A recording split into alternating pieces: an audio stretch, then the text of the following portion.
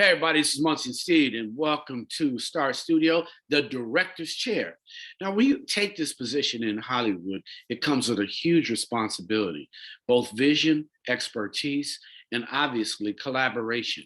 Today, I've got a phenomenal young lady who's going to describe her project, but also the vision of being a director and moving herself through this Hollywood industry as a bright star for our community.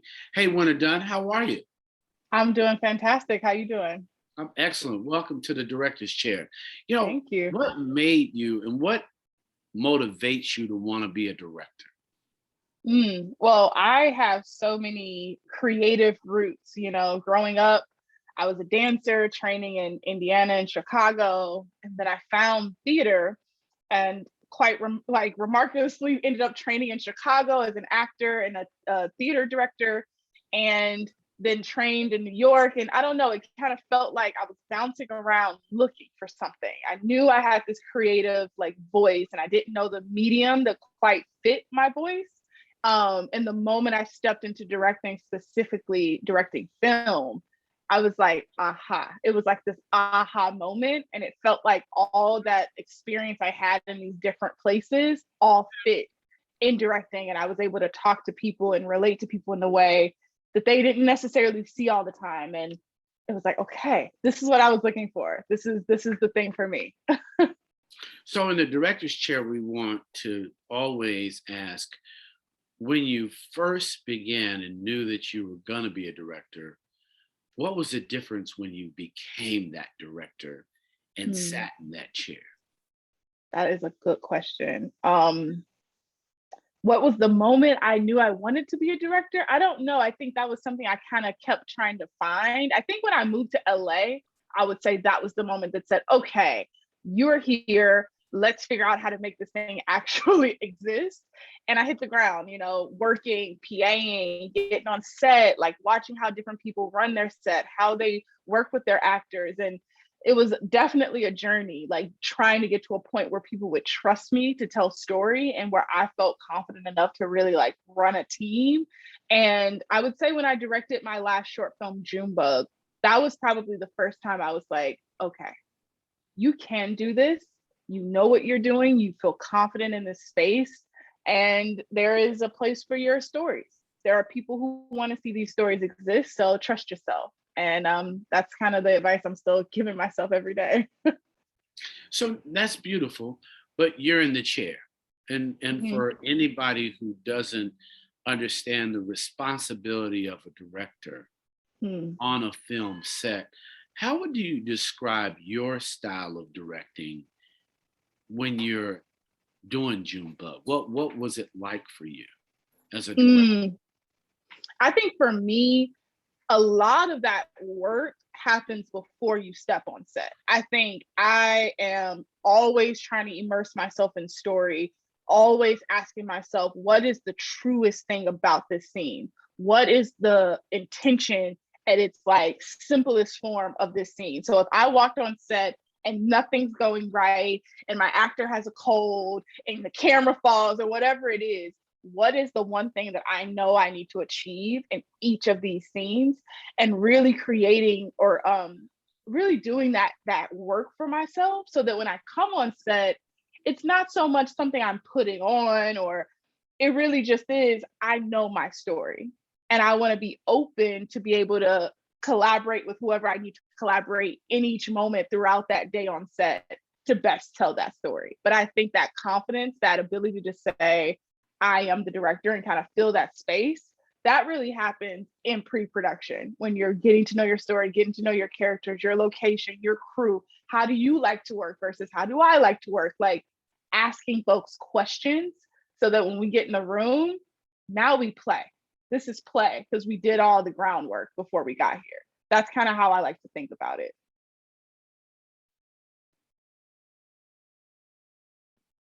You're in the chair, you're responsible for the collaboration of, now you're the puppet master who has to manage the scene, manage the expression, the basic foreign interpretation of a script now that is now the language, but you also have this creative God concept that you've got to cast on this spell. And then you've got a director of photography, and you have to coordinate. And then your actors have to evoke this godlike, once again, not just moving of the arms, but the entire expression that they just shot that guy. Um, Mm-hmm. what what's that like for you when you know you need this kiss to be so passionate that everybody has to want to participate, and you would go get a kissing coach just to make sure that everybody was free and okay about what they were doing so that it could be captured. How do you coach? Look, let's hear your director's whisper with the Yeah. actors. I think that's a really good question. I think it starts with me. I think if a moment needs to play and there's a certain intention behind that moment, that is in my body. That's in the way I'm talking to you. That's in the way I'm connecting with you. So if let's say it's this big shooting, like you said, someone gets shot, I'm walking in the space like, okay, grounding myself into the reality of that. And you see actors, they eat that up. They're like, okay, yeah, like their body language starts changing. You start seeing, okay, they're living this thing. And then it really feels like building blocks. It's so magical. I love this filmmaking thing, but it really does. It feels like these little building blocks. Okay, this is what I know to be true. What do you check in? How do you feel about that? They're like, agreed.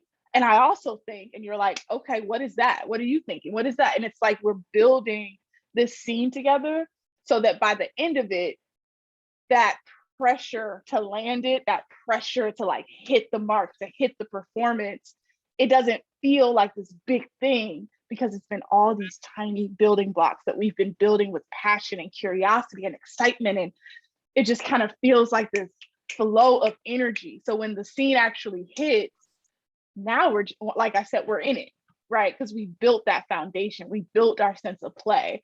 And actors, they really feel that, I don't know, they're very, you don't always have to even talk to actors or even be able to verbally fully express what it is. You just got to make sure they feel it. If they feel it, they're like, I got you.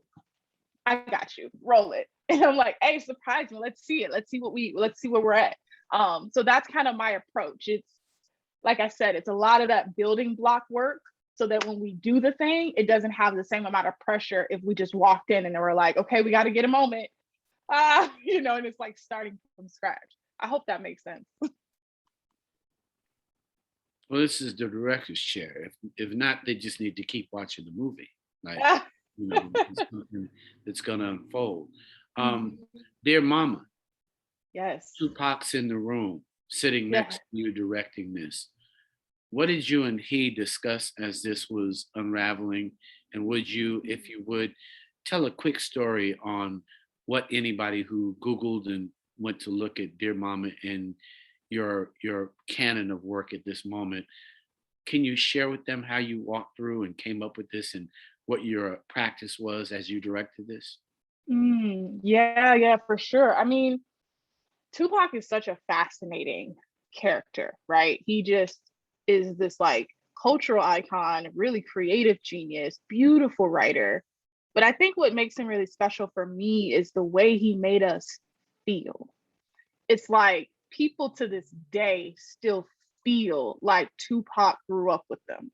They listen to the music and they're like, I know exactly when that came out. I remember riding through LA when that dropped. Or I remember when he was going off at the cops and saying, yo, this is BS. Like, why are they treating us that way? And I remember the fire. I felt like, yeah, why do they treat us this way? And I thought, if I can evoke even a slither of the passion people feel, the passion Tupac fans feel, I'll consider that a success. That's like that Tupac inspiration. It's like, okay, how does he best tie into this story we're telling about a family, right? This is an intimate film about a family navigating grief.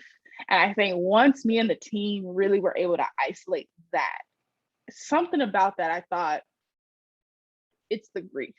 The grief is the anchor.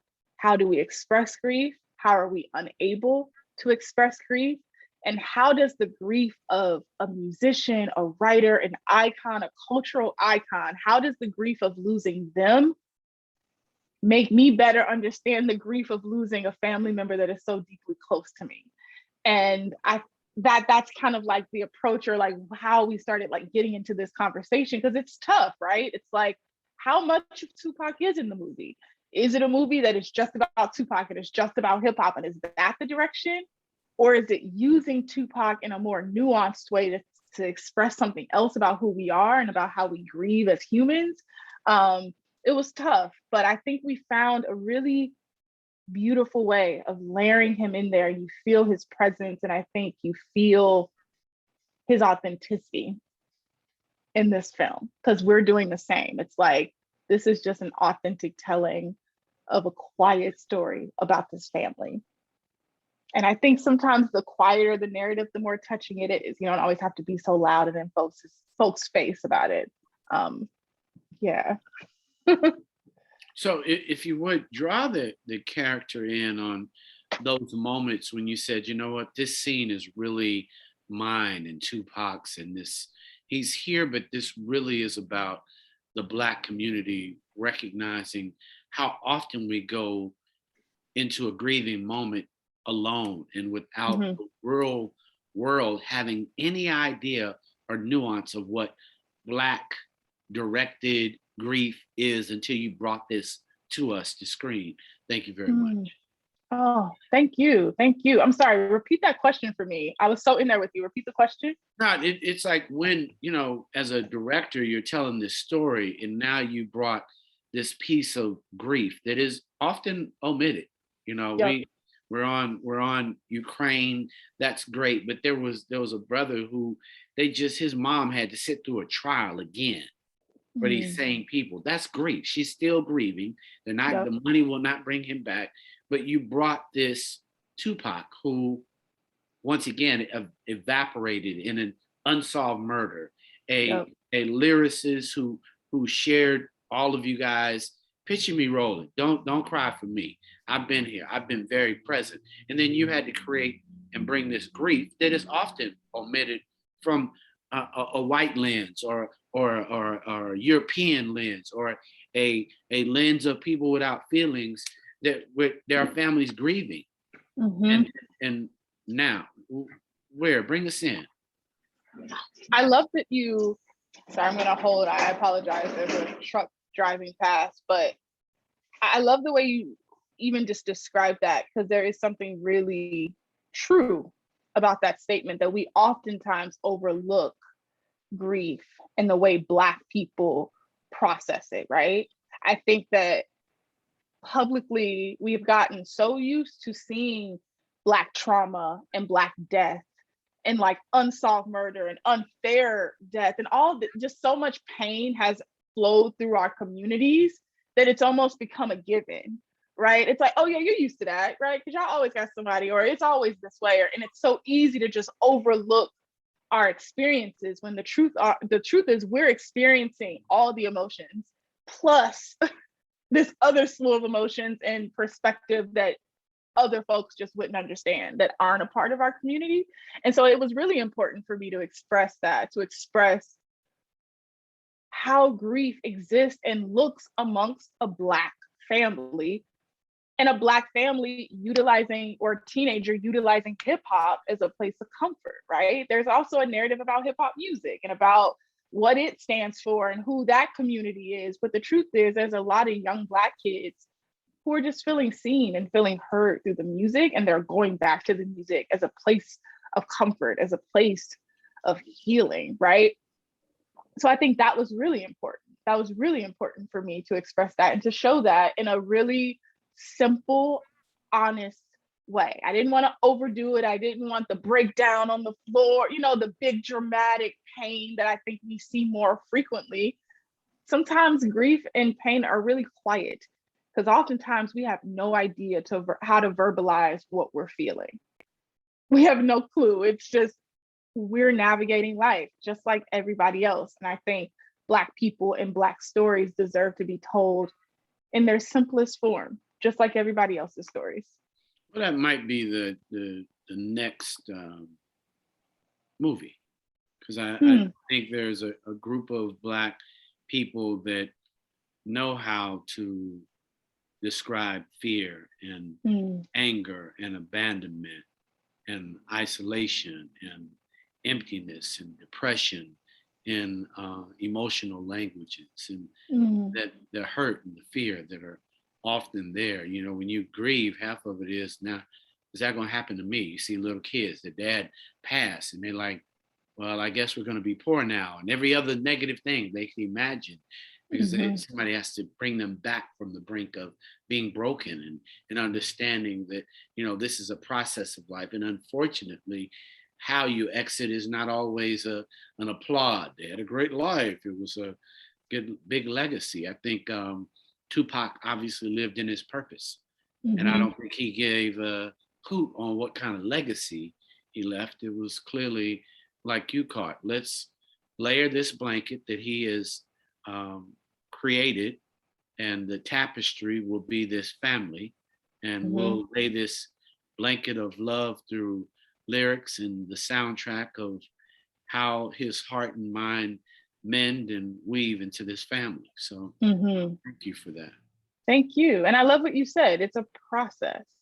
And sometimes I think it's beautiful to watch the process. It's like that's what I think this film is. We are watching them try to process their own grief during this incredible breaking news story of Tupac's death. And it's like, what now? What next? I'm stuck in a house with my dad, whom I love, but I cannot talk to because he's from a different generation and he don't know how to process his own feelings and he doesn't know how to do this. We're all figuring it out. It's literally this family navigating a new normal. And so I love that you caught that and that you're speaking to that.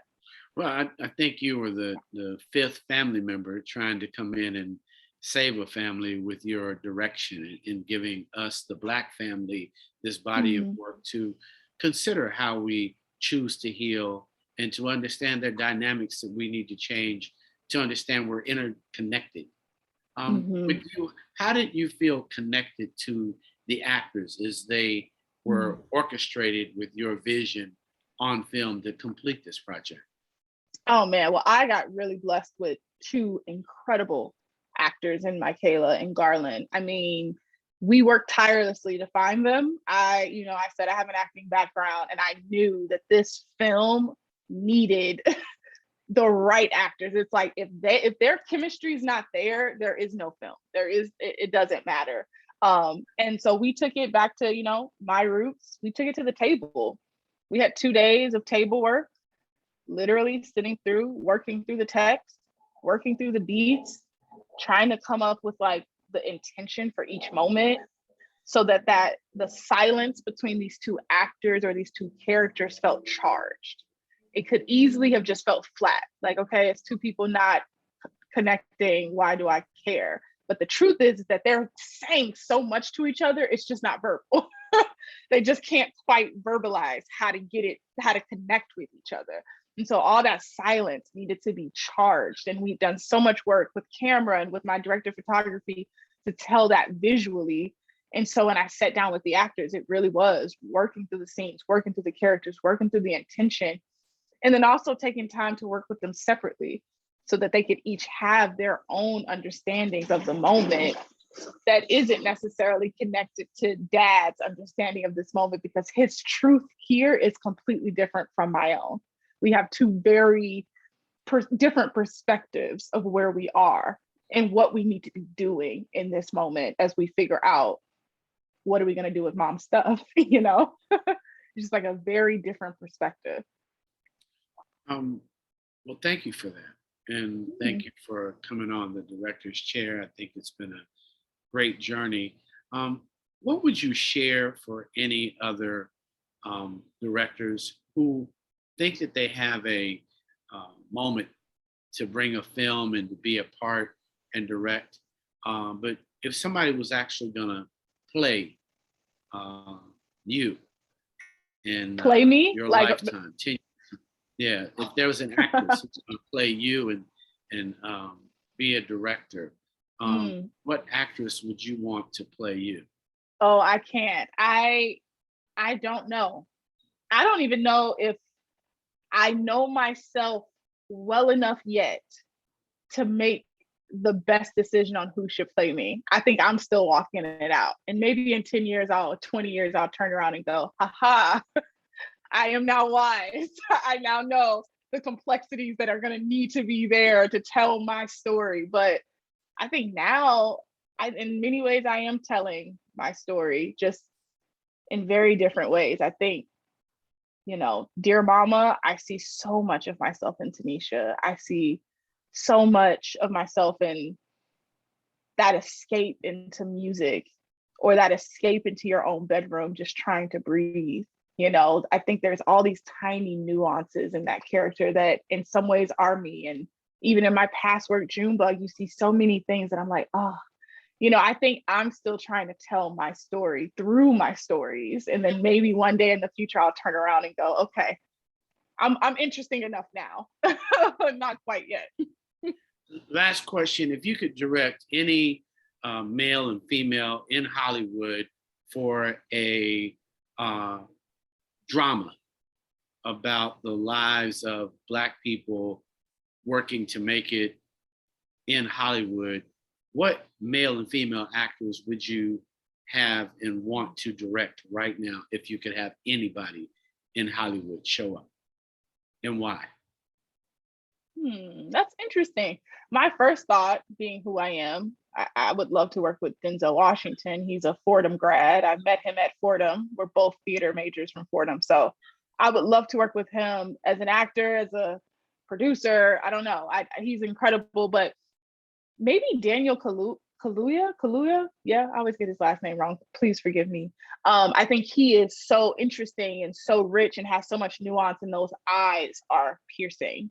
They break me down. And I would love to I would love to get in there and tell narrative and tell story with that face and with that instrument. He's really interesting. Actresses, oh, I hate questions like this because my memory always just goes away when I'm put on the spot. I don't know. There's so many incredible actresses. Like even You like get to Kayla. pick one. You get to pick one. Can I cheat and say I would honestly love to direct a feature with my Kayla from Dear Mama. I don't know if you're familiar with her. That's a cheat. That's not a cheat. I need a lister right now that you would love to. So price wouldn't be an issue. She's available. Mm-hmm. Now that you've gone there, and I don't know. Who would you want to work with? Like, give me an idea. Throw a name out there.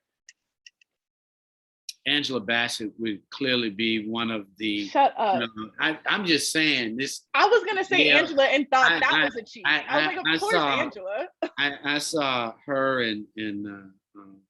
on the stage in a Martin Luther King play in New York, and what's that show? I saw that as well. And I can't remember, but the point is, Tell It on the Mountain. Oh. Yeah, but anyhow, we went and she was such a thespian. So when I see her on TV, it's just like a treat. But to that sister who was so much, that would be kind of my go-to immediately, because I would want that moment. That's so funny. I was gonna say Angela Bassett, and I thought you can't say Angela Bassett. She's the queen. Like, of course you want to work with Angela Bassett. To me, I'm a when you're a publisher and a media guy, I'm gonna get the best. If you give me an offer and you say, well, can you meet Winter Dunn? I'm gonna say, yes, I want to meet the hottest new thing, really taking what I think culture and unraveling it in Dear Mama. And yes, I want to meet her for sure, because she's healing my community. But if somebody gives me a gift and it can be fancy, I'm going to always pick a great dynamic talent, qualified. So she's not just, she's studied and steeped. So I know the range is just there. You know what I'm saying? I'm not having can you? No, I got it. No, well, can you do this in a relationship scene? No, she's done it with Courtney. So she already has that scene. You know, or be a mom. No, she already is 50 times a mom. A lead, no, get it. Queen, I got it. So, I mean, it's something really special, I think, about actors who come from the theater, whether they decide to do TV, whether they decide to do film, of course, always work. But there is something really nuanced and grounded about a good theater actor. And that is something Angela obviously has. Same with Denzel, like it's color. They're able to bring so much color to even a quiet moment, a simple moment.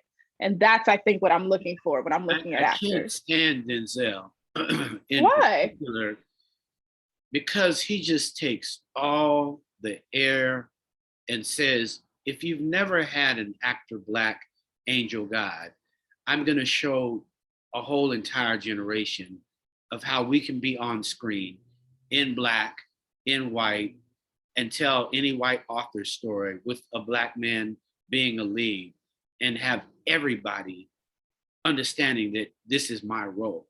And I think he just took that. And unlike even just like Sydney, he literally gave us a cadence of, hey, young actor. And so when I see Idris, and I see him lean in, not that he's not trying, but I'm like, okay, so he's taking Denzel another 10 miles because they're so present. And I love that. I just love seeing, obviously, the director, but this guy, you know, you hate, like, you're giving him everything, Denzel, you're giving him everything. And you see that. Like I really love when he shows up and then the compassion that he can, it just appears like it's present. And he gives it right to you without it. It doesn't even look like acting. It you know what I'm saying? It's just it's present, and he's that character, and it's a moment, and then it's the next moment. Right, because he is. It feels so. He's so immersed in it, and if you could tell, it doesn't feel like there's much, like there's ego behind it. It's like, I'm not doing this to like better the Denzel name or brand or whatever. It's like, I'm doing this because I love to tell story, and I love to embody character, and I'm going to do the work no matter where I am in my career. I remember he said something to us. He came to Fordham, and this was like, I think he was premiering Flight at Lincoln Center next door to our campus. And he said, I'm still in acting class. Like, I'm still training. I'm still pushing myself and strengthening my tools, right? So that I can continue to do this at the best of my ability. And I thought, if Denzel, at where Denzel is still actively working on craft, there's no reason why I shouldn't be constantly working on my own, because you want to be great. And I think that's what it takes, a real love for it and a discipline behind that. And that's what it takes, folks. And that's a wrap with this phenomenal director, Winter Dunn. Thank you so much for coming on.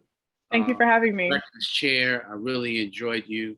I look forward to more beautiful work coming from you. Beautiful, intelligent work. Thank you. Beautiful, feeling layered.